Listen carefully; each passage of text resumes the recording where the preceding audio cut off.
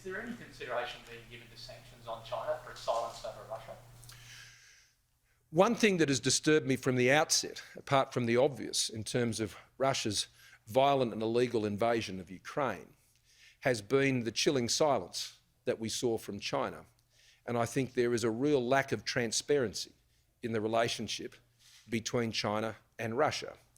Now, at a time when the rest of the world is applying sanctions to Russia and seeking to impose a heavy price on them for their violent and aggressive actions, China actually relieved trade restrictions or trade measures on Russia, on wheat, for example. Now, that sends a terrible message. China seeks to present itself as playing a positive role in global affairs, maintain peace and stability.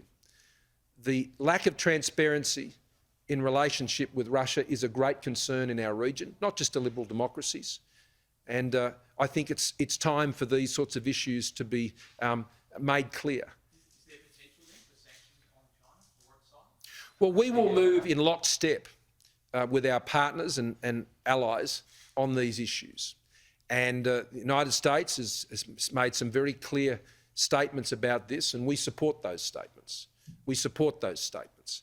And we support them because we think it's important that the whole world comes together to put an end to this terrible violence and aggression by Russia in Ukraine. There is no equivalence, as China has seemed to have present, between the claims of Ukraine and Russia. There is no equivalence. The rest of the world has not gone anywhere to suggest that, and I've been concerned that there has been some implicit support that has been there for the claims of Russia in Ukraine by China. I don't agree with that. Australia doesn't agree with that. Our partners and allies and liberal democracies around the world, in Europe and other places in North America, do not agree with that.